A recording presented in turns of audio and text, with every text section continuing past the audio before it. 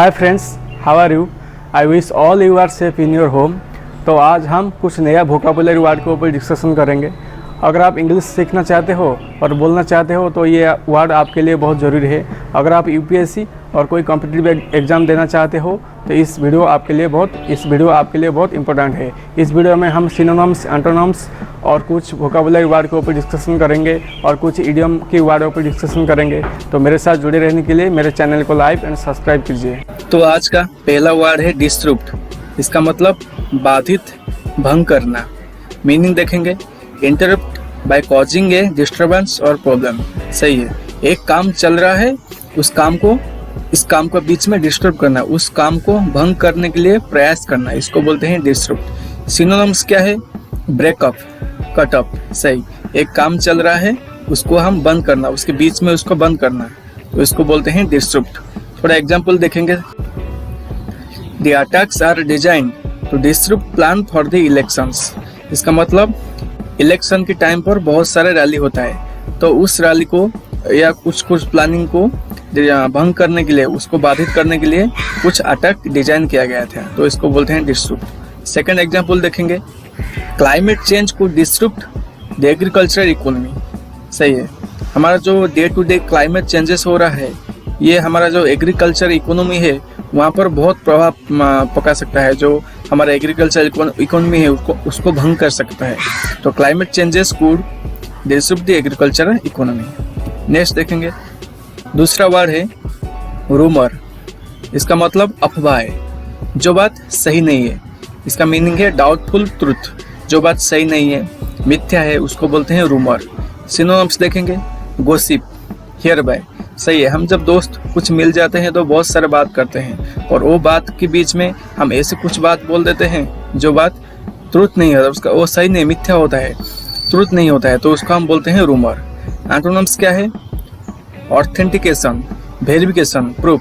सही है, उसका ऑपोजिट वर्ड है वेरिफिकेशन, प्रूफ। जो बात सही है उसको प्रूफ देना है। एग्जाम्पल देखेंगे, ये वर्ड को हम कैसे इंग्लिश में यूज कर सकते हैं। It was rumored that the next president would be a woman। ऐसा कुछ अफवाह चल रहा है कि नेक्स्ट प्रेसिडेंट एक वोमेन हो सकता है। The rumor can have been truth, the rumors cannot have been truth। इसका मतलब जो अफवाह है, जो मिथ्या खबर है, वो कभी सही नहीं होता। The rumor turned out to be false। इसका मतलब क्या है? जो अफवाह हो रहा था, जो मिथ्या खबर मार्केट में चल रहा था, सब लोग बोल रहे थे, वो अभी मिथ्या प्रूफ हो गया, वो बात सही नहीं था, वो मिथ्या था, वो भी प्रूफ हो गया। नेक्स्ट एग्जाम्पल देखेंगे, प्रोहिबिट। इसका मतलब निषेध, मना करना। Meaning to forbid by authority. इसका मतलब क्या है? प्रोहिबिट मतलब एक अथॉरिटी आपको मना कर रहा है, कुछ काम नहीं करने के लिए जो मना करते हैं उसको बोलते हैं प्रोहिबिट। मतलब ये काम है, ये काम आपको नहीं करना चाहिए। जैसे हम देखते हैं बहुत सारे जगह है, वहाँ पर लिखा हुआ है प्रोहिबिटेड एरिया। इसका मतलब उस जगह पर आप नहीं जा सकते, वहाँ आपको मना किया गया है, तो उसको बोलते हैं प्रोहिबिट, निषेध या मना करना। सिनोनिम्स देखेंगे, फॉरबिड और बैन और प्रिवेंट। सही, एक काम को नहीं करने के लिए मना करना, इसको बोलते हैं बैन, तो ये सिनोनिम्स है। एंटोनिम्स क्या है? ऑपोजिट वर्ड ऑथराइज, सफर। सही बात है, जो ऑथराइज, तो अथॉरिटी के द्वारा जो बात बोली गई है करने के लिए, उसको बोलते हैं ऑथराइज और सफर। फॉर एग्जाम्पल देखेंगे, laws prohibiting cruelty to animal. हमारा जो नियम है वो क्या बोलता है? हमारा नियम हमको बोल रहा है कि जो एनिमल है वो हम क्या करते हैं, एनिमल को बहुत पीड़ा देते हैं, उनको मारते हैं और मार कर भी बहुत सारे जानवरों को खा देते हैं, तो आइन का खिलाफ है ये। वो आइन इसको करने के लिए मना कर रहा है, पर हम कर रहे हैं, तो ये एनिमल की ऊपर से क्रुएलिटी है। नेक्स्ट एग्जाम्पल देखेंगे, the government decided to prohibit the import of Chinese good. अभी तो बहुत सारे प्रॉब्लम चल रहा है बॉर्डर पर, तो गवर्नमेंट क्या डिक्लेयर किया? गवर्नमेंट ने प्रोहिबिट कर दिया, मना कर दिया, निषेध कर दिया, क्या ना, हम चाइनीज गुड को इम्पोर्ट नहीं करेंगे, गवर्नमेंट ने मना कर दिया, तो इसको बोलते हैं प्रोहिबिट। तो ये वर्ड हम डेली लाइफ में इंग्लिश जब हम बोलते हैं तो यूज कर सकते हैं।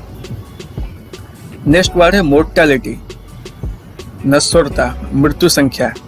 इसका मीनिंग देखेंगे, the state of being subject to death. इसका मतलब कुछ लोग मर जाना और क्या एक डेथ का संबंधित है, कुछ संख्या मृत्यु संख्या कितना हुआ, तो डेथ के संबंधित हम इसको यूज कर सकते हैं। जैसे सिनोनिम्स क्या है, डेथ रेट, तो मृत्यु संख्या और मृत्यु को हम इसी वर्ड में यूज कर सकते हैं। एंटोनिम्स है इमोर्टैलिटी। एग्जाम्पल में इसको समझेंगे, we are not gods, we must accept our mortality. इसका मतलब हम भगवान नहीं है, हमारा जो मृत्यु है हमारा मृत्यु को एक्सेप्ट करना चाहिए क्योंकि हम गॉड नहीं है। तो ये सेंटेंस में हम ये वाला वर्ड यूज कर सकते हैं। नेक्स्ट एग्जाम्पल है, infant mortality has been dramatically reduce. इसका मतलब जो चाइल्ड मृत्यु रेट, जो छोटे छोटे बच्चे हैं जो जन्म होने के बाद मर जाते हैं, जो इन्फेंट मोर्टैलिटी, वो क्या हुआ है, कुछ मात्रा में, बहुत मात्रा में कम हो गया है। तो इसको हम इस जगह यूज कर सकते हैं। नेक्स्ट वर्ड देखेंगे, नेक्स्ट वर्ड है कि इडियम से। क्या है आज का idiom, miss the boat. Miss the boat, इसका मतलब क्या है, मिस ए चांस, किसी एक चांस को मिस कर देना, इसको बोलते हैं मिस द बोट। ये इडियम को हम कैसे यूज कर सकते हैं सेंटेंस में, थोड़ा हम देखेंगे। He missed the chance when he did not apply for the job in time.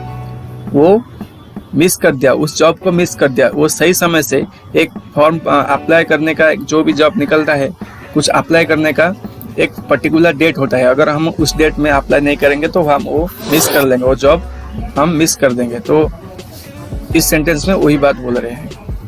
Next sentence देखेंगे, if you don't pay attention in class you shall miss the boat and do badly in your exam. सही बात है, अगर आप class में पढ़ाई के समय अटेंशन नहीं दोगे तो आप जरूर एग्जाम में बैड रिजल्ट करोगे। तो इसको हम बोलते हैं miss the boat. Miss the boat मतलब मिस ए चांस।